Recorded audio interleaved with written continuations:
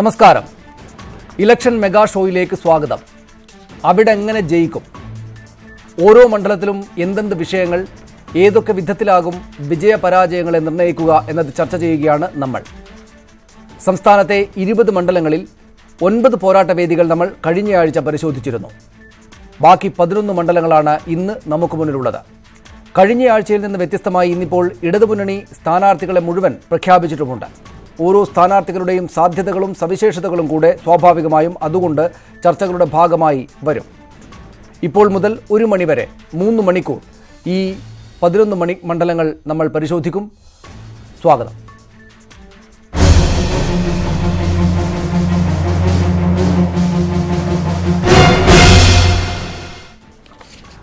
മണ്ഡലങ്ങളാണ് നമ്മൾ പരിശോധിക്കുക. കണ്ണൂർ, വടകര, കോഴിക്കോട്, മലപ്പുറം, പാലക്കാട്, ആലത്തൂർ, തൃശൂർ, എറണാകുളം, മാവേലിക്കര, പത്തനംതിട്ട, തിരുവനന്തപുരം ഈ മണ്ഡലങ്ങളിലൂടെയാണ് നമ്മൾ ഇന്ന് വിശദമായിട്ട് സഞ്ചരിക്കുക. അവിടുത്തെ വിജയപരാജയ സാധ്യതകൾ, ഓരോ മുന്നണിക്കും സ്ഥാനാർത്ഥിക്കുമുള്ള നെഗറ്റീവായിട്ടുള്ള കാര്യങ്ങളും പോസിറ്റീവായിട്ടുള്ള കാര്യങ്ങളും ഇവയെല്ലാം ഈ ചർച്ചയുടെ ഭാഗമായിട്ട് വരും. ഏതൊക്കെ രാഷ്ട്രീയ വിഷയങ്ങളായിരിക്കും അവിടെ പ്രത്യേകമായിട്ട് പ്രതിഫലിക്കുക, വോട്ടർമാരുടെ മനസ്സിനെ സ്വാധീനിക്കുക എന്ന കാര്യം കൂടെ ഇതിൻ്റെ ഭാഗമായിട്ട് വരും. കഴിഞ്ഞ ദിവസത്തെ പോലെ എനിക്കൊപ്പം ഞങ്ങളുടെ എഡിറ്റർ രാജീവ് ദേവരാജ് ഉണ്ട്. ഒപ്പം input national editor Shri TJ Sreelal കൂടെ ഇവിടെ സ്റ്റുഡിയോയ്ക്കകത്തുണ്ട്. മറ്റതിഥികൾ വിവിധ സ്റ്റുഡിയോകളിലായിട്ട് നമ്മോടൊപ്പം ചേരും ഈ ചർച്ചയുടെ വിവിധ ഭാഗങ്ങളിലായിട്ട്, വിവിധ ഘട്ടങ്ങളിലായിട്ട്. ഒപ്പം ഓരോ മണ്ഡലത്തിലെയും കാര്യങ്ങൾ പരിശോധിക്കാനും അത് സംബന്ധിച്ചുള്ള വിവരങ്ങൾ പങ്കുവെക്കാനും അതാതിടങ്ങളിലെ രാഷ്ട്രീയ നിരീക്ഷകർ കൂടെ നമ്മോടൊപ്പം ചേരുന്നതാണ്. രാജീവ്, നമ്മൾ കഴിഞ്ഞയാഴ്ച എന്ന് പറഞ്ഞാൽ കഴിഞ്ഞയാഴ്ച നമ്മൾ ചർച്ച ചെയ്തില്ല. കഴിഞ്ഞയാഴ്ച പുൽവാമ സംഭവങ്ങളുമായിട്ടൊക്കെ ബന്ധപ്പെട്ട് നമ്മൾ ഈ ഇലക്ഷൻ മെഗാ ഷോയിലേക്ക് വന്നില്ല. അതിനു മുമ്പ് നമ്മൾ 9 മണ്ഡലങ്ങൾ ചർച്ച ചെയ്തതാണ്. പക്ഷേ ഇപ്പോഴെത്തുമ്പോഴേക്ക് എല്ലായിടത്തെയും ഇടതുമുന്നണി സ്ഥാനാർത്ഥികളെ പ്രഖ്യാപിച്ചിട്ടുണ്ട്. UDFൻ്റെ സ്ഥാനാർത്ഥികളെ സംബന്ധിച്ചൊരു ഏകദേശ ധാരണ കുറെ കൂടെ വ്യക്തമായി വന്നിട്ടുണ്ട്. ഈ സ്ഥാനാർത്ഥികൾ വന്ന കാര്യങ്ങളൊക്കെ വെച്ച് നോക്കുകയാണെങ്കിൽ തെരഞ്ഞെടുപ്പ് രംഗം എങ്ങോട്ടാണ് പോകുന്നത്, എത്രക്ക് ചൂടാകും എന്നത് സംബന്ധിച്ചുള്ള ധാരണയാണുള്ളത്. ഇതിനകത്ത് CPM CPI സ്ഥാനാർത്ഥികളെ നേരത്തെ തന്നെ പ്രഖ്യാപിച്ചു കഴിഞ്ഞു. അങ്ങനെ സ്ഥാനാർത്ഥികളെ പ്രഖ്യാപിക്കുമ്പോൾ തന്നെ പതിവിൽ നിന്ന് വ്യത്യസ്തമായ ഒരു കാര്യം സംഭവിച്ചിട്ടുണ്ട്. ഇതാദ്യമായി ഇടതുമുന്നണി 2 പാർട്ടികൾ മാത്രമായിട്ട് സീറ്റുകൾ പങ്കിട്ടെടുത്തു. അതൊക്കെ അതിൻ്റെ ചെറിയ പ്രശ്നങ്ങളൊക്കെ ഉണ്ട്. ഇതിനിടയിൽ മുസ്ലിം ലീഗ് അവരുടെ 2 സ്ഥാനാർത്ഥികളെയും പ്രഖ്യാപിച്ചിട്ടുണ്ട്. ഏതായാലും തെരഞ്ഞെടുപ്പ് പ്രഖ്യാപനം വരുന്നതിന് മുൻപ് തന്നെ സ്ഥാനാർത്ഥികളെ പ്രഖ്യാപിച്ച് അവരെ അണിനിരത്താൻ കഴിഞ്ഞു. ചിലയിടത്ത് പോസ്റ്ററുകൾ പോലും വന്നിട്ടുണ്ട്. ഇപ്പോൾ മലപ്പുറം മണ്ഡലത്തിൽ VP സാനുവിന്റെ പോസ്റ്റർ ഒട്ടിച്ചതിന്റെ ചിത്രം ഇന്നലെ കണ്ടു.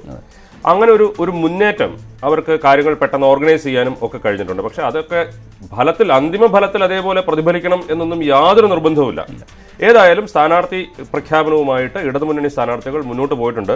ഇന്ന് നമ്മൾ ഈ 11 മണ്ഡലങ്ങൾ എടുക്കുമ്പോൾ നമുക്ക് പല മണ്ഡലങ്ങളുടെയും ഇടതുമുന്നണി സ്ഥാനാർത്ഥി ആര് എന്നുള്ള കാര്യത്തെ അടിസ്ഥാനപ്പെടുത്തി കൂടി ചർച്ചയിലേക്ക് അതാണ്. ശ്രീലാൽ, ഇവിടെ UDFൻ്റേത് LDFൻ്റെ അദ്ദേഹം പറഞ്ഞതുപോലെ LDFൻ്റെ സ്ഥാനാർത്ഥികളുടെ പോസ്റ്ററുകൾ സോഷ്യൽ മീഡിയക്കകത്ത് എല്ലായിടത്തും പ്രത്യക്ഷപ്പെട്ട് കഴിഞ്ഞു, ചുവരുകളിലും വന്നുകൊണ്ടിരിക്കുകയാണ്. പക്ഷേ UDF സ്ഥാനാർത്ഥി പട്ടികയിലേക്ക് കാര്യങ്ങൾ എത്തിയിട്ട് നമുക്ക് ഏതാണ്ടൊരു ധാരണയുണ്ട് എന്നതൊഴിച്ചാൽ എപ്പോഴത്തേക്ക് അവരുടെ സ്ഥാനാർത്ഥികൾ വരും, ആ കാര്യങ്ങൾ വലിയ മത്സരമാണ് ഉണ്ടാകാൻ പോകുന്നതെന്ന പ്രതീതി ഉണ്ടാക്കുന്ന സ്ഥാനാർത്ഥി പട്ടിക തന്നെയാണോ ആ ഭാഗത്തു നിന്നും വരിക? തീർച്ചയായും സനീഷ്, ഈ ഇടതുമുന്നണിയുടെ സ്ഥാനാർത്ഥി പട്ടിക വന്നത്, സ്ഥാനാർത്ഥികൾ പ്രഖ്യാപിച്ചത് UDFൻ്റെ സ്ഥാനാർത്ഥി പട്ടിക വീണ്ടും വൈകാൻ കാരണമായിട്ടുണ്ട്. UDF 20-ാം തീയതി ഫെബ്രുവരി 20-ന് കോൺഗ്രസ് അവരുടെ സ്ഥാനാർത്ഥി പട്ടിക പ്രഖ്യാപിക്കുമെന്ന് പറഞ്ഞിരുന്നു. അതിനുശേഷം 28ആയി. അതിപ്പോൾ ഇതുവരെയും ആയിട്ടില്ല. നാളെ നിർണായക ചർച്ച ഡൽഹിയിൽ നടക്കുമെന്നും പറയുന്നു. അതിനുശേഷം പതിവ് രീതികളുണ്ട്, കോൺഗ്രസ് സ്ക്രീനിംഗ് കമ്മിറ്റി, കേന്ദ്ര സ്ക്രീനിംഗ് കമ്മിറ്റി, ഇതിലെല്ലാം വരേണ്ടതുണ്ട്. ഇപ്പോൾ നമ്മൾ കേൾക്കുന്ന അനുസരിച്ചാണ് എങ്കിൽ ചില സ്ഥാനാർത്ഥികളിൽ മാറ്റം വരാനുള്ള സാധ്യതയുണ്ട്. കാരണം നിലവിൽ LDFൻ്റെ സ്ഥാനാർത്ഥി പട്ടികയ്ക്ക് കിടനിൽക്കുന്ന ഒരു സ്ഥാനാർത്ഥി പട്ടിക ഉണ്ടാക്കണം എന്നുള്ളതുകൊണ്ട് തന്നെയാണ്.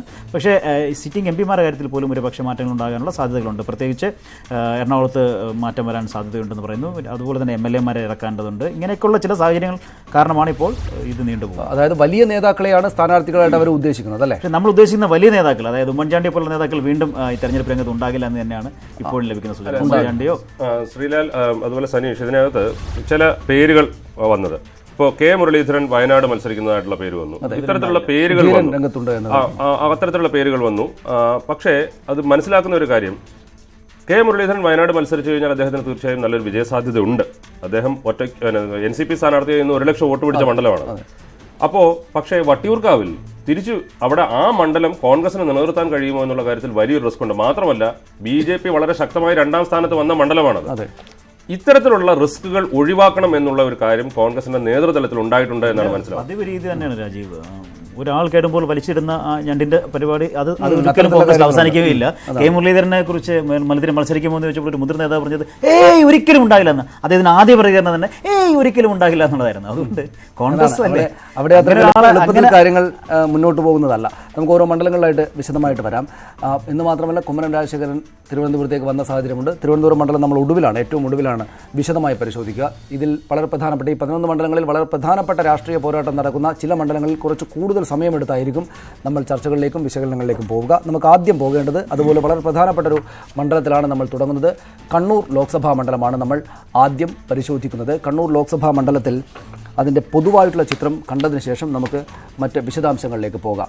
പൊതുവെ നമുക്കറിയാവുന്നതുപോലെ UDF അനുകൂലമായുള്ളൊരു മണ്ഡലമാണ് കണ്ണൂർ. UDF അനുകൂല മണ്ഡലം എന്നാണ് അറിയപ്പെടുന്നത്. പക്ഷേ കഴിഞ്ഞ തെരഞ്ഞെടുപ്പിൽ അവിടെ ജയിച്ചത് PK ശ്രീമതിയാണ്. ഇത്തവണയും CPM PK ശ്രീമതിയിലൂടെ നല്ല വിജയസാധ്യത ഉണ്ട് എന്ന് അവർ കരുതുന്ന ഇടമാണ്. നല്ല വിജയപ്രതീക്ഷയോടെയാണ് PK ശ്രീമതി ഇത്തവണയും CPM മത്സരിക്കാനിറങ്ങുന്നത്.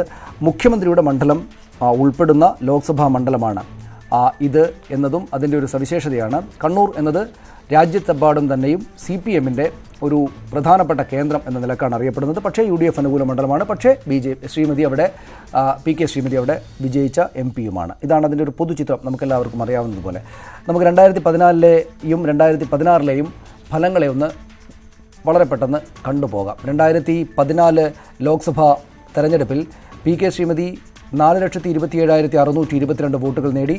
കോൺഗ്രസ് നേതാവ് K സുധാകരൻ 4,21,056 വോട്ടുകളാണ് സുധാകരൻ നേടിയത്. PC മോഹനനായിരുന്നു BJP-യുടെ സ്ഥാനാർത്ഥി. BJP സ്ഥാനാർത്ഥി 51,636 വോട്ടുകൾ നേടുകയുണ്ടായി. PK ശ്രീമതിക്ക് ഭൂരിപക്ഷം 6,566 വോട്ടുകളുടേത് മാത്രമാണ്. അല്ലെങ്കിൽ 6,566 വോട്ടുകളുടെ ഭൂരിപക്ഷത്തിനാണ് PK ശ്രീമതി 2014 MP-ആയി പാർലമെൻറ്റിലേക്ക് പോയത്. 2016 നിയമസഭാ തെരഞ്ഞെടുപ്പിൽ വിവിധയിടങ്ങളിലായിട്ട് ഇടതുപക്ഷത്തിന് ഭൂരിപക്ഷം 1,02,476 വോട്ടുകളുടേതുണ്ട്. അതായത് 2014 ലോക്സഭാ തെരഞ്ഞെടുപ്പ് കാലത്തുണ്ടായിരുന്ന ഭൂരിപക്ഷം 6,566 ആയിരുന്നെങ്കിൽ 2016 അത് 1,02,476 വോട്ടുകളുടേതാക്കി മാറ്റാൻ സാധിച്ചിട്ടുണ്ട് എന്നാണ് കണക്കുകൾ കാണിക്കുന്നത്. നമുക്കറിയാം, തളിപ്പറമ്പ്, അഴീക്കോട്, കണ്ണൂർ, ഇരിക്കൂർ, ധർമ്മടം, മട്ടന്നൂർ, പേരാവൂർ എന്നിങ്ങനെ വളരെ പ്രധാനപ്പെട്ട മണ്ഡലങ്ങൾ സ്ഥിതി ചെയ്യുന്ന ഒരു ലോക്സഭാ മണ്ഡലമാണ് കണ്ണൂർ. പല വിഷയങ്ങൾ, രാജ്യത്തെ പൊതുവിൽ ബാധിക്കുന്ന വിഷയങ്ങൾ, സംസ്ഥാനത്ത് വളരെയേറെ പ്രസക്തമായിട്ടുള്ള രാഷ്ട്രീയ പ്രശ്നങ്ങൾ, ഇതെല്ലാം തന്നെയും ഉള്ളപ്പോൾ തന്നെയും മണ്ഡലത്തിൻ്റേത് മാത്രമായിട്ടുള്ള ചില സവിശേഷ രാഷ്ട്രീയ പ്രശ്നങ്ങൾ കൂടെ അതിനിശ്ചിതമായി ചർച്ച ചെയ്യപ്പെടുകയും മറ്റും ചെയ്യുന്നൊരു മണ്ഡലമാണ് കണ്ണൂർ. നമുക്കറിയാം, അക്രമരാഷ്ട്രീയം അവിടെ വളരെ പ്രധാനപ്പെട്ട ഒരു കാര്യമാണ്. അവിടെ കണ്ണൂരിൽ എപ്പോൾ ഏതൊക്കെ മേഖലകളിൽ തെരഞ്ഞെടുപ്പ് നടന്നാലും അക്രമരാഷ്ട്രീയം എന്ന രാഷ്ട്രീയ വിഷയം സ്പർശിക്കപ്പെടാതെ പോകില്ല. വികസന പ്രശ്നങ്ങൾ, ഇപ്പോൾ പ്രത്യേകിച്ചും കണ്ണൂർ വിമാനത്താവളം നമുക്ക് മുന്നിലുണ്ട്. കണ്ണൂർ വിമാനത്താവളം രാഷ്ട്രീയ നേട്ടമായിട്ട് ഉയർത്തി കാണിക്കാനുള്ള ശ്രമം മുന്നണികളുടെ ഭാഗത്തുനിന്നുണ്ടാകും. ന്യൂനപക്ഷ വോട്ട് അവിടെ പ്രധാനപ്പെട്ടതാണ്. ന്യൂനപക്ഷ വോട്ട് രാജ്യത്തെമ്പാടും ഈ തെരഞ്ഞെടുപ്പിൽ പ്രധാനമാണ്. സംസ്ഥാനത്ത് അത് പ്രധാനമാണ്. അവിടെ കണ്ണൂരിലും അത് ഉണ്ട്. PK ശ്രീമതി എന്ന MP-യുടെ 5 വർഷം എങ്ങനെ എന്നത് നിശ്ചിതമായി തന്നെ വിശകലനം ചെയ്യപ്പെടും, ചർച്ച ചെയ്യപ്പെടും വോട്ടർമാർക്ക് മുന്നിൽ. K സുധാകരൻ ആണ് സ്ഥാനാർത്ഥിയെങ്കിൽ K സുധാകരൻ ഫാക്ടർ ഒരു പ്രധാനപ്പെട്ട ഘടകമായിരിക്കും. K സുധാകരൻ അവിടെ ആ മേഖലയിലെ ഏറ്റവും പ്രധാനപ്പെട്ട നേതാവാണ്. CPM-ന്റെ രീതികളോട് കലഹിച്ച് നിൽക്കുന്ന ഏതാണ്ട് അതേ രീതിയിൽ തന്നെ അണികളെയും മറ്റും നല്ല തോതിൽ അനുയായികൾ അദ്ദേഹത്തിന് മുന്നിലുള്ള ആളാണ് K സുധാകരൻ. ആ നിലയ്ക്ക് K സുധാകരൻ ഫാക്ടർ എന്നത് ഒരു പ്രധാനപ്പെട്ട വിഷയമായിരിക്കും. BJP RSS വോട്ടുകൾ അവിടെ പ്രധാനപ്പെട്ടതാണ്. അവർ 3-ാം സ്ഥാനത്താണ് എത്തുക. പക്ഷേ എങ്കിലും BJP-യും RSS-ഉം സമാഹരിക്കുന്ന വോട്ടുകൾ, അവരുടെ രാഷ്ട്രീയ നിലപാടുകൾ പ്രധാനമായിട്ടും നമ്മുടെ മുന്നിൽ ഉണ്ടാകും. നമുക്കൊപ്പം 3 നിരീക്ഷകർ കൂടെ നമ്മോടൊപ്പം ചേരും. കൊച്ചിയിൽ നിന്ന് ശ്രീ KJ ജേക്കബ്, കോഴിക്കോട് നിന്ന് ശ്രീ A സജീവൻ, തിരുവനന്തപുരത്ത് നിന്ന് ശ്രീ ജേക്കബ് ജോർജ് എന്നിവരാണ് നമുക്കൊപ്പം ഈ മുഴുവൻ നേരവും ഈ ചർച്ചകളിൽ വിവിധ മണ്ഡലങ്ങളെ പ്രതിനിധീകരിച്ച് അല്ലെങ്കിൽ വിവിധ മണ്ഡലങ്ങളെക്കുറിച്ച് അവർ സംസാരിക്കുക. ഒപ്പം ഓരോ മണ്ഡലത്തെയും കുറിച്ചുള്ള വിവരങ്ങളുമായി നമുക്കൊപ്പം അതാതിടങ്ങളിലെ ആളുകൾ കൂടെ ചേരും. അതിനു മുമ്പ് അവരിലേക്ക് പോകുന്നതിന് മുമ്പ് രാജീവിലേക്ക്. രാജീവ്, കണ്ണൂർ വളരെ പ്രധാനപ്പെട്ട മണ്ഡലമാണ്, നമുക്കറിയാം. PK ശ്രീമതി രണ്ടാമത് മത്സരിക്കാൻ ഇറങ്ങുകയാണ്. K സുധാകരൻ വരുമെന്നാണ് കരുതുന്നത്. അല്ലെങ്കിൽ തത്തുല്യനായ ഒരു എതിരാളി തന്നെയായിരിക്കും വരിക. എത്രത്തോളം ശക്തമായിരിക്കും, എന്തായിരിക്കും അവിടെ അക്രമരാഷ്ട്രീയം പോലുള്ള വിഷയങ്ങളുണ്ട്, എന്തായിരിക്കും അവിടെ പ്രധാനമാവുക? അവിടെ PK ശ്രീമതി വീണ്ടും മത്സരിക്കുന്നു. കഴിഞ്ഞ പ്രാവശ്യം കെ സുധാകരനെ തോൽപ്പിച്ച് പി കെ ശ്രീമതിക്ക് അവിടെ ജയിക്കാൻ കഴിഞ്ഞു എന്നുള്ളതാണ്. കഴിഞ്ഞ പ്രാവശ്യത്തെ അതേ കാര്യം വീണ്ടും ആവർത്തിക്കാൻ കഴിയുമോ എന്നുള്ളതായിരിക്കും CPM നോക്കുക. പി കെ ശ്രീമതിയെ സംബന്ധിച്ചിടത്തോളം വലിയ തെറ്റില്ലാതെ 5 വർഷം മുന്നോട്ട് കൊണ്ടുപോകാൻ കഴിഞ്ഞു. മന്ത്രി എന്നുള്ള രീതിയിൽ അപ്പുറം അവർക്ക് മണ്ഡലവുമായി കുറച്ചുകൂടെ നല്ല ബന്ധം സ്ഥാപിക്കാൻ കഴിഞ്ഞു. പാർലമെന്റിൽ അവരുടെ പ്രവർത്തനത്തെക്കുറിച്ച് ഒരുപക്ഷെ വിമർശനങ്ങളൊക്കെ ഉണ്ടാകാം. പക്ഷേ ജനങ്ങളുടെ ഇടയിൽ, പ്രത്യേകിച്ചും CPM പ്രവർത്തകരുടെ ഇടയിലൊക്കെ പി കെ ശ്രീമതിയെക്കുറിച്ച് അങ്ങനെ ഒരു വലിയൊരു ആക്ഷേപം പറയാൻ കഴിയാൻ നല്ല സ്ഥാനാർത്ഥി CPM-നെ സംബന്ധിച്ചിടത്തോളം കണ്ണൂരിൽ നല്ലൊരു സ്ഥാനാർത്ഥി എന്നുള്ള രീതിയിൽ അവർക്ക് മുന്നോട്ട് പോകാൻ കഴിയുന്നുണ്ട്. ഇപ്പോൾ കണ്ണൂരെന്ന് കേൾക്കുമ്പോൾ പെട്ടെന്ന് ജനങ്ങൾ CPM-ഉമായിട്ടും ഇടതുപക്ഷവുമായിട്ടും ബന്ധപ്പെടുത്തിയാണ് ആ പ്രദേശത്തെ മൊത്തം കാണുന്നത്. പക്ഷേ ആ മണ്ഡലത്തിന്റെ ചരിത്രം നോക്കിയാൽ അങ്ങനെയല്ല.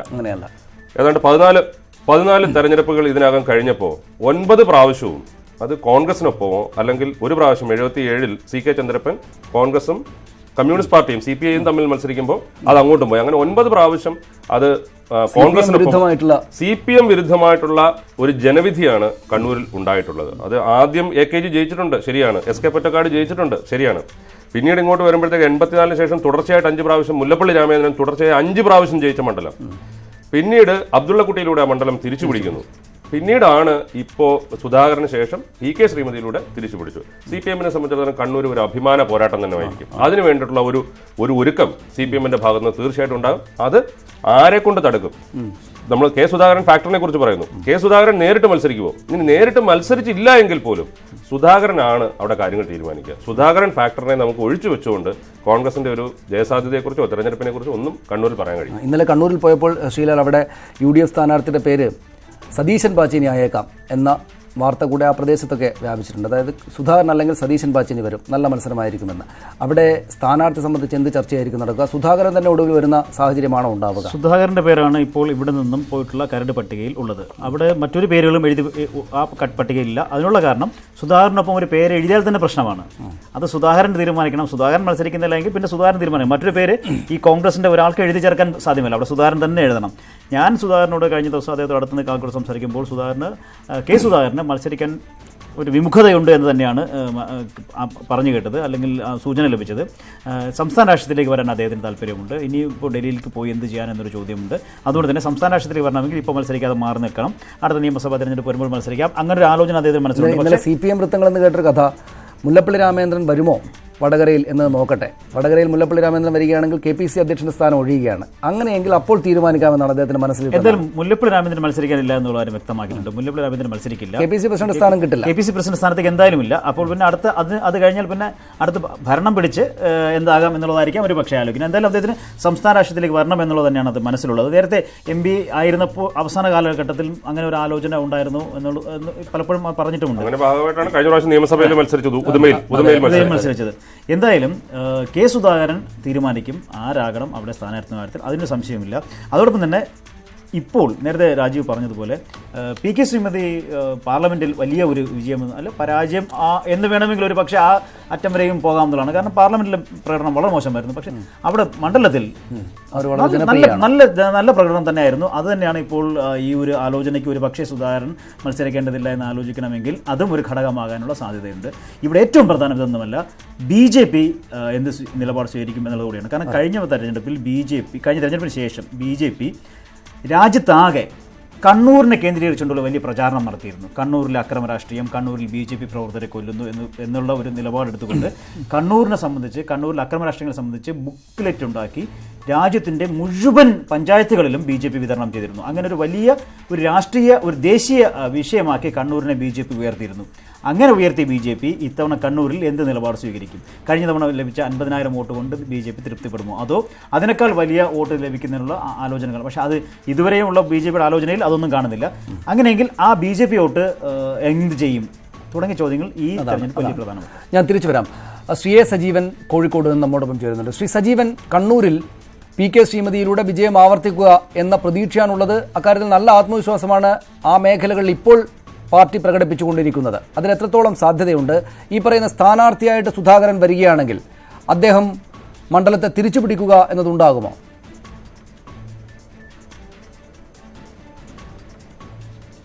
പി കെ ശ്രീമതി ജയിക്കും, വീണ്ടും രണ്ടാമത്തെ തവണയും മത്സരിച്ച് കഴിഞ്ഞാൽ ജയിക്കുമെന്ന് CPM-കാർ വിശ്വസിക്കുന്നതിൽ പ്രധാനപ്പെട്ട ഘടകം കോൺഗ്രസ്സുകാരെ വിശ്വസിച്ചുകൊണ്ടാണ്. ഞാനത് പറയുന്നത് സുധാകരൻ മത്സരിച്ചാലും സുധാകരനല്ലാതെ മറ്റൊരാൾ മത്സരിച്ചാലും ഒക്കെ കോൺഗ്രസ്സുകാർ ഒറ്റക്കെട്ടായിട്ട് നിൽക്കുമോ ഇല്ലയോ എന്നുള്ള ഒറ്റ ചോദ്യം മാത്രമേ ഉള്ളൂ. ഇവിടെ മുല്ലപ്പള്ളി ആദ്യം കുഞ്ഞമ്പ് 80 കുഞ്ഞമ്പ് മുതൽ നോക്കിക്കഴിഞ്ഞാൽ മുല്ലപ്പള്ളി രാമചന്ദ്രൻ്റെ തോൽവി വരെയുള്ള കാലഘട്ടത്തിൽ അത് മുഴുവൻ ആദ്യഘട്ടത്തിൽ കോൺഗ്രസ്സുകാർ ഒറ്റക്കെട്ടായിരുന്നു. സുധാകരൻ ഉൾപ്പെടെയുള്ള എല്ലാ കോൺഗ്രസ്സുകാരും ഒറ്റക്കെട്ടായി നിന്നുകൊണ്ടാണ് മുല്ലപ്പള്ളി രാമചന്ദ്രന് തുടർച്ചയായിട്ടുള്ള വിജയം അവിടെ കിട്ടിയത്. പിന്നീട് മുല്ലപ്പള്ളി രാമചന്ദ്രൻ പരാജയപ്പെട്ടത് CPM-കാരുടെ അല്ലെങ്കിൽ LDF-ൻ്റെയോ പ്രത്യേകമായുള്ള കഴിവുകൊണ്ടല്ല. ആ പരാജയത്തിന് പിന്നിൽ ആരാണെന്ന് മുല്ലപ്പള്ളി രാമചന്ദ്രൻ തന്നെ അക്കാലത്ത് പരസ്യമായിട്ടും രഹസ്യമായിട്ടൊക്കെ പറഞ്ഞതാണ്. എല്ലാ കോൺഗ്രസ്സുകാരും CPM-കാർ പറഞ്ഞു ഞങ്ങളല്ല മുല്ലപ്പള്ളിയെ തോൽപ്പിച്ചത്. അതാണ് പ്രശ്നം. കണ്ണൂരിൻ്റെ ഏറ്റവും വലിയ പ്രശ്നം, കണ്ണൂരിൽ കോൺഗ്രസ് സ്ഥാനാർത്ഥി UDF സ്ഥാനാർത്ഥിയെ തോൽപ്പിക്കുന്നുണ്ടെങ്കിൽ, വിജയിപ്പിക്കുന്നുണ്ടെങ്കിൽ അതിനൊക്കെ കാരണം അവിടുത്തെ കോൺഗ്രസ്സുകാരാണ്. സുധാകരൻ്റെ തോൽവി പോലും നമുക്ക് നോക്കാം. മുല്ലപ്പള്ളിയുടെ 2 തോൽവി. മുല്ലപ്പള്ളിക്കെതിരെ സ്ഥാനാർത്ഥിയെ അബ്ദുള്ള കുട്ടിയെ CPM സ്ഥാനാർത്ഥിയായിട്ട് കൊണ്ടുവരുന്നതിനുള്ള കാരണക്കാർ പോലും CPM-കാരല്ല, കോൺഗ്രസിൻ്റെ ഭാഗത്താണ്. അതോടൊപ്പം തന്നെ ഈ സുധാകരൻ മത്സരിച്ചു. സുധാകരൻ കഴിഞ്ഞ പ്രാവശ്യം തോൽക്കാൻ എന്താണ് കാരണം? സുധാകരൻ തോൽക്കുന്നതിന് കാരണം അവിടെയുള്ള ഗ്രൂപ്പ്, നമ്മൾ സാധാരണ കാണുന്ന കേരളത്തിലെ AI ഗ്രൂപ്പ് പ്രശ്നമല്ല കണ്ണൂരിലുള്ളത്. കണ്ണൂരിൽ വേറൊരു തരത്തിലുള്ള ഗ്രൂപ്പാണ്. ആ ഗ്രൂപ്പിൽ Aയും Iയും ഒക്കെ പെടും. ഈ പ്രശ്നമാണുള്ളത്. അവിടെ സുധാകരനോടുള്ള കഠിന വിരോധത്തിൻ്റെ പേരിൽ പണ്ട് DCC പ്രസിഡന്റിനെ DCC ഓഫീസിൽ കയറ്റാതെ മണിക്കൂറുകളോളം പൊരിവെയിലത്ത് നിർത്തിയ ചരിത്രമുണ്ട്. അപ്പോൾ അത്തരത്തിൽ കുറേ പ്രശ്നങ്ങളുള്ളതുകൊണ്ട് ഇത്തവണ സുധാകരൻ മത്സരിച്ചാലും അതല്ല മറ്റാരെങ്കിലും മത്സരിച്ചാലും നേരത്തെ ശ്രീലാലൊക്കെ പറഞ്ഞ പോലെ സുധാകരൻ തന്നെ തീരുമാനിക്കണം. അല്ലാണ്ട് അതോടൊപ്പം തന്നെ മറ്റുള്ളവരും തീരുമാനിക്കണം, സുധാകര വിരോധികളും തീരുമാനിക്കണം. അങ്ങനെ അവർ ഒറ്റക്കെട്ടായിട്ട് നിൽക്കുകയാണെങ്കിൽ ഒരു സംശയം വേണ്ട, ഇത്തവണ UDF-ന് അനുകൂലമായിട്ട് കണ്ണൂർ പോകും. ശ്രീമതി ടീച്ചർ ഒരു തവണ ജയിച്ചു, രണ്ടാമത്തെ തവണ മത്സരിക്കുന്നു.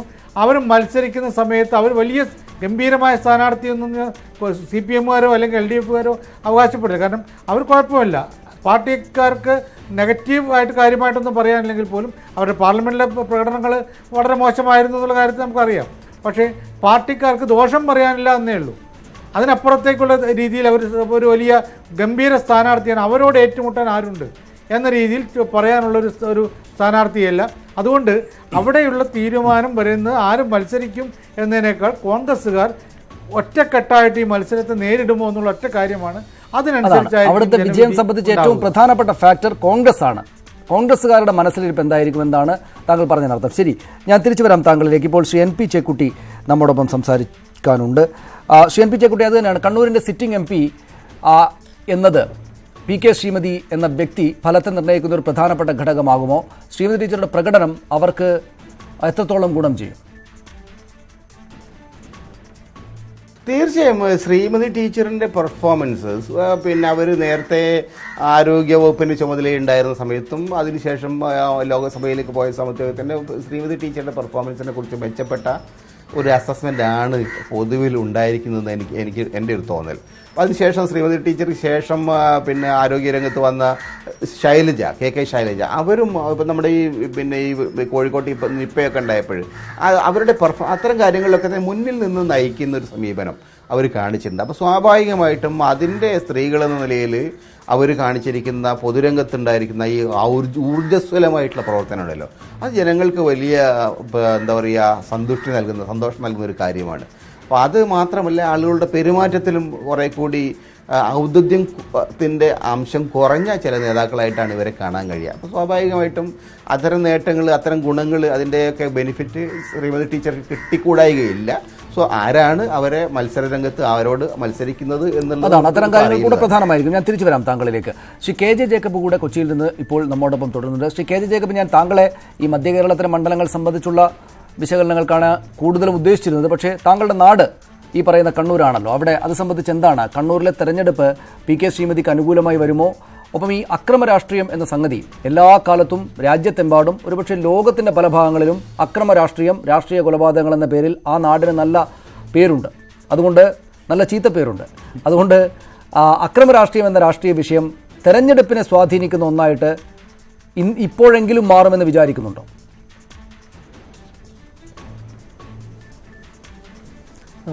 ഈ അക്രമം കൂടുതൽ നടക്കുന്നത് കണ്ണൂരും ഇപ്പോൾ കാസർഗോഡ് ലോക്സഭാ മണ്ഡലങ്ങളാണെങ്കിലും അവിടുത്തെ തെരഞ്ഞെടുപ്പ് ഫലത്തെ ഈ അക്രമങ്ങൾ സ്വാധീനിക്കും എന്നുള്ളൊരു തോന്നൽ എനിക്കില്ല. കാരണം അവിടുത്തെ എല്ലാ പാർട്ടികളെ സംബന്ധിച്ചിടത്തോളം കൊലപാതകം എന്നുള്ളത് ഒരു വളരെ ലെജിറ്റിമേറ്റ് ആയിട്ടുള്ള പൊളിറ്റിക്കൽ ആക്ടിവിറ്റി ആയിട്ട് എല്ലാവരും കണക്കാക്കുന്നുണ്ട്. അതുകൊണ്ട് അതിൻ്റെ പുറത്ത് ആ മണ്ഡലങ്ങൾക്ക് പുറത്ത് ഇപ്പം മധ്യ കേരളത്തിലോ തിരുവിതാംകൂറിലോ ഉള്ള ഓരോ കൊലപാതകം ഉണ്ടാക്കുന്ന ഇമ്പാക്റ്റ് കണ്ണൂർ ഉണ്ടാക്കുന്നതായിട്ട് എനിക്ക് തോന്നിയിട്ടില്ല. ഇപ്പോൾ കാസർഗോഡ് 2 കൊലപാതകങ്ങൾ നടന്നതിൻ്റെ പേരിൽ CPM സ്ഥാനാർത്ഥിയുടെ വിജയ സാധ്യത 1 ഇഞ്ച് പോലും കുറയും എന്ന് തോന്നൽ എനിക്കില്ല. പക്ഷെ അത് മാറ്റി നിർത്തിയാൽ ഇപ്പോൾ നമ്മൾ ഈ പ്രാദേശികമായിട്ട് MP-മാരുടെ പെർഫോമൻസ് ഒക്കെ വെച്ചിട്ട് എങ്ങനെയാണ് തെരഞ്ഞെടുപ്പ് ഫലത്തെക്കുറിച്ച് നമ്മളൊരു ഏർലി അസസ്മെൻറ്റ് നടത്തുമ്പോൾ പോലും എന്നെ സംബന്ധിച്ച് കേരളത്തിലെ അക്രോസ് 20 മണ്ഡലങ്ങളിലും ഏറ്റവും പ്രധാനപ്പെട്ട ഫാക്ടർ എന്നുള്ളത് നരേന്ദ്രമോദി സർക്കാർ തന്നെയായിരിക്കും എന്നുള്ള തോന്നലാണ് എനിക്കുള്ളത്. ആ സർക്കാരിൻ്റെ പ്രവർത്തനങ്ങൾ എന്ന് പറഞ്ഞാൽ വളരെ കൃത്യമായിട്ട് നമ്മളതിനെ പിൻ പോയിന്റ് ചെയ്താൽ എന്താണ് നരേന്ദ്രമോദി സർക്കാരിനെ കുറിച്ച് കേരളത്തിലെ മനുഷ്യർ ചിന്തിക്കുക എന്നുള്ളത് വന്നു കഴിയുമ്പോഴാണ് ഈ സർക്കാരിൻ്റെ എക്സ്ട്രീം ആയിട്ടുള്ള ചില നടപടികൾ. അതിൽ എനിക്ക് നേരത്തെ ആരും സൂചിപ്പിച്ചിട്ടുണ്ട് ന്യൂനപക്ഷങ്ങളുടെ വോട്ട്, നിങ്ങൾ തന്നെയാണെന്ന് എനിക്ക് തോന്നുന്നു. ന്യൂനപക്ഷങ്ങളുടെ വോട്ടുകൾ കേരളത്തിലെ 45% വോട്ട് ന്യൂനപക്ഷങ്ങളുടെ വോട്ടാണ്. ഭൂരിപക്ഷ സമുദായത്തിലെ വലിയൊരു വിഭാഗം മനുഷ്യർ സെക്യുലർ ആയിട്ടുള്ള മനുഷ്യരാണ്. അവരെ സംബന്ധിച്ച് നരേന്ദ്രമോദി സർക്കാർ എന്നുള്ള സിംഗിൾ ഫാക്ടറിൻ്റെ പുറത്തായിരിക്കും ഇപ്രാവശ്യത്തെ മുഴുവൻ വോട്ടിംഗ് നടക്കുക എന്നുള്ള അസസ്മെൻ്റാണ് എനിക്കുള്ളത്. അതുകൊണ്ട് പ്രാദേശികമായിട്ടുള്ള കാര്യങ്ങൾ വളരെ ചെറിയ ഒരു ഫലമായിരിക്കും, ഇമ്പാക്റ്റ് ആയിരിക്കും ഉണ്ടാക്കുക. ഈ നരേന്ദ്രമോദി സർക്കാർ നിൽക്കണോ പോണോ എന്നുള്ളൊരു ചോദ്യം, അതിൽ ഏറ്റവും നിൽക്കണമെങ്കിൽ ആർക്ക് വോട്ട് ചെയ്യണം, പോകണമെങ്കിൽ ആർക്ക് വോട്ട് ചെയ്യണം എന്നുള്ള ഒരു ചോദ്യത്തിൻ്റെ പുറത്തായിരിക്കും കേരളത്തിലെ വോട്ടിംഗ് പാറ്റേൺ ഉണ്ടാവുക എന്നുള്ള അസസ്മെൻ്റാണ് എനിക്ക് ഇപ്പോഴുള്ളത്. അതാണ് ഞാൻ തിരിച്ചു വരാം താങ്കളിലേക്ക് കൂടുതൽ വിശദമായിട്ട്. അതൊരു പൊതുവായിട്ടുള്ള കാര്യമാണ്. നമ്മുടെ മണ്ഡലങ്ങളിൽ പക്ഷേ ഈ പറയുന്ന നരേന്ദ്രമോദി സർക്കാരിനെതിരായിട്ടുള്ള ആളുകളാണ് 2 പ്രധാനപ്പെട്ട സ്ഥാനങ്ങളിലും മത്സരിക്കുന്നത്, 1ഉം 2ഉം ഇടങ്ങളിൽ എത്തുന്നത് എന്ന കാര്യം കൂടെ. ആരെ തെരഞ്ഞെടുക്കണം, നരേന്ദ്രമോദി സർക്കാരിനെതിരായിട്ടാണ് വോട്ട് ചെയ്യുന്നതെങ്കിലും ആരെ തെരഞ്ഞെടുക്കണം ഇവരിൽ നിന്ന് എന്നത് ഏതൊക്കെ വിഷയങ്ങൾക്കാണ് കാരണമാകുന്നത് എന്നതാണ് നമ്മുടെ പ്രധാനപ്പെട്ട വിഷയം. അതായത് ഈ ഓരോരോ മണ്ഡലങ്ങളിലും ഇത് ഏത് വിധത്തിൽ ഓരോരുത്തർക്ക് ഗുണം ചെയ്യും ദോഷം ചെയ്യും എന്ന കാര്യം കൂടെ പരിശോധിക്കേണ്ടതുണ്ട്. ശ്രീ NP ചേക്കുട്ടി അവിടെ നിന്ന് തുടരുന്നു. ശ്രീ ജേക്കബ് ജോർജ് കൂടെ തിരുവനന്തപുരത്ത് എത്തിച്ചേർന്നിട്ടുണ്ട്. ഞാൻ താങ്കളിലേക്ക് വരാം. Shri Jacob George, Shri NP Chekutty, ഇവിടെ ഈ അക്രമ രാഷ്ട്രീയം അതാണ് നമ്മൾ പറഞ്ഞു നിർത്തിയത്. അക്രമ രാഷ്ട്രീയം ശ്രീ KJ ജേക്കബ് ശരിയായി നിരീക്ഷിച്ചതുപോലെ ഒരുപാട് കാലത്തെ കണക്കുകളെടുത്താൽ, വോട്ട് കണക്കുകളെടുത്താൽ അതിനകത്ത് അക്രമ രാഷ്ട്രീയം എന്നത് ആക്ഷേപം കേൾക്കുന്ന ആളുകൾക്ക് എന്തെങ്കിലും എതിരായിട്ട് വോട്ടിങ്ങിൽ പ്രതിഫലിക്കാറില്ല. വോട്ടെടുപ്പ് അതിൻ്റെ വഴിക്ക് നടക്കും, ജയിക്കേണ്ട ആളുകൾ ജയിക്കും. പക്ഷേ അക്രമ രാഷ്ട്രീയം, രാഷ്ട്രീയ കൊലപാതകങ്ങൾ തുടരുകയാണെങ്കിൽ തുടരുകയും ചെയ്യും. എന്തുകൊണ്ടായിരിക്കണം അത്? അക്രമ രാഷ്ട്രീയം തെരഞ്ഞെടുപ്പ് ചർച്ചകളിലെങ്കിലും പ്രധാനപ്പെട്ട വിഷയമാകുമോ? അത് വോട്ടിംഗ് പാറ്റേണിനെ എങ്ങനെ സ്വാധീനിക്കും?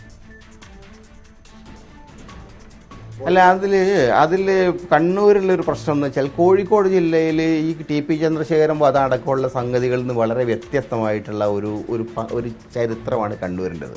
കണ്ണൂരിൽ നമുക്കൊക്കെ അറിയാം, അതിൻ്റെ ഈ ആരംഭകാലം മുതലേ CPM-ഉം RSSും തമ്മിലുള്ളത് ഒരു വർഗസമരം മാതിരിയായിരുന്നു. CPM-ൻ്റെ അടിസ്ഥാനപരമായ തൊഴിലാളി പ്രസ്ഥാനത്തെ ചാലഞ്ച് ചെയ്യാൻ വേണ്ടിയിട്ടാണ് RSSൻ്റെ ഭാഗമായിട്ടുള്ള ചില തൊഴിലാളി പ്രസ്ഥാനങ്ങൾ വന്നത്.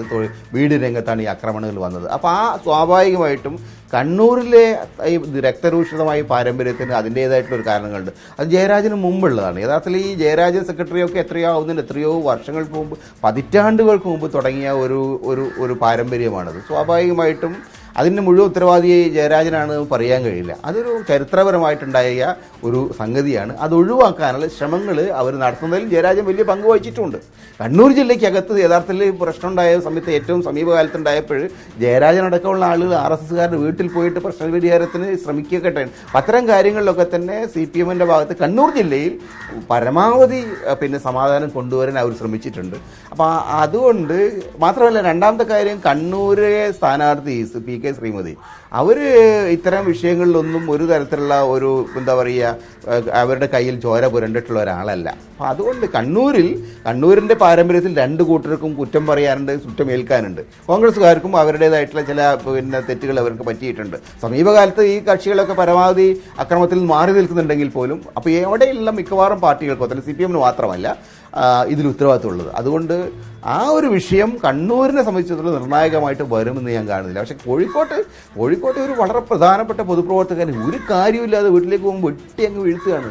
അയാളൊരു ആയുധം ധരിച്ചിട്ടുള്ള ആളല്ല. കണ്ണൂർ അങ്ങനെയല്ല. കണ്ണൂർ ഉണ്ടായിരിക്കുന്ന കൊലകളിൽ ഒരു കൊലപാതകം നടന്നു, അതിന് മറു കൊലപാതകം എന്ന നിലയിലായിട്ടുള്ള സംഘർഷങ്ങളാണ്.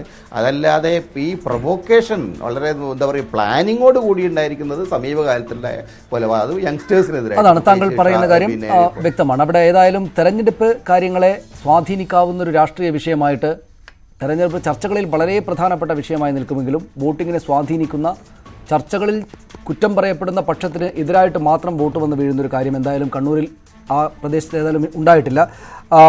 ശ്രീ എ സജീവൻ, ഒരു കാര്യം ഈ UDFന്റെ സ്ഥാനാർത്ഥി സംബന്ധിച്ചുള്ളത്, ആരായിരിക്കും സ്ഥാനാർത്ഥി എന്നതാണ് ഇനി അങ്ങോട്ടുള്ള ഏറ്റവും പ്രധാനപ്പെട്ട കാര്യം. സുധാകരൻ തന്നെ വന്നേക്കാം എന്നൊരു കാര്യമാണ് ചർച്ചകൾ വരുന്നത്. നേരത്തെ ശ്രീലാൽ ചൂണ്ടിക്കാണിച്ച കാര്യം അതാണ്. അതിനപ്പുറത്തേക്കൊരു സ്ഥാനാർത്ഥിയെ വെക്കാൻ എന്തെങ്കിലും സാഹചര്യത്തിൽ സാധിക്കുകയാണ്, അങ്ങനെ ആലോചിക്കുകയാണെങ്കിൽ ആരായിരിക്കും വരിക?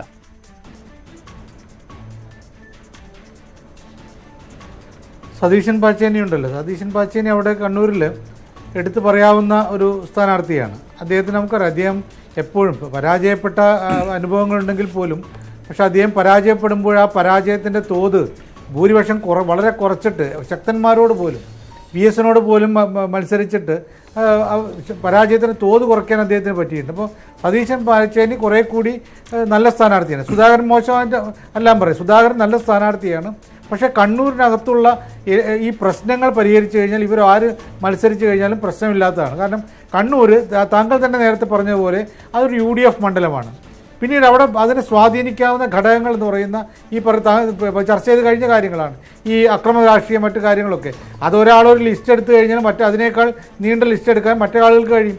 ഇപ്പം കോൺഗ്രസിനെതിരെ സുധാകരനെതിരെ തന്നെ ഇഷ്ടംപോലെ കാര്യങ്ങൾ പറയാൻ CPMമാർക്ക് കഴിയും. CPMനെതിരെ അതിനേക്കാൾ പറയാൻ സുധാകരനും കോൺഗ്രസ്സുകാർക്കും കഴിയും. അപ്പം അതൊരു വലിയ ഘടകമല്ല. ഇവിടെ കണ്ണൂർ മണ്ഡലം എന്ന് പറയുന്നത് ലോക്സഭാ മണ്ഡലങ്ങളിൽ കോൺഗ്രസ് അനുകൂല UDF അനുകൂല മണ്ഡലമാണ് താരതമ്യേന. അപ്പോൾ അങ്ങനെയുള്ള സ്ഥലത്ത് അവിടെ വിജയിക്കാനുള്ള കൃത്യമായ തന്ത്രം, ഒരുമിച്ച് നിൽക്കുക എന്ന് പറയുന്ന ഒരു തന്ത്രം ഉണ്ടാവണം. ആ ഒരുമിച്ച് നിൽക്കൽ ഇപ്രാവശ്യം വളരെ കൃത്യമായിട്ടും നടപ്പാക്കേണ്ടതാണ്.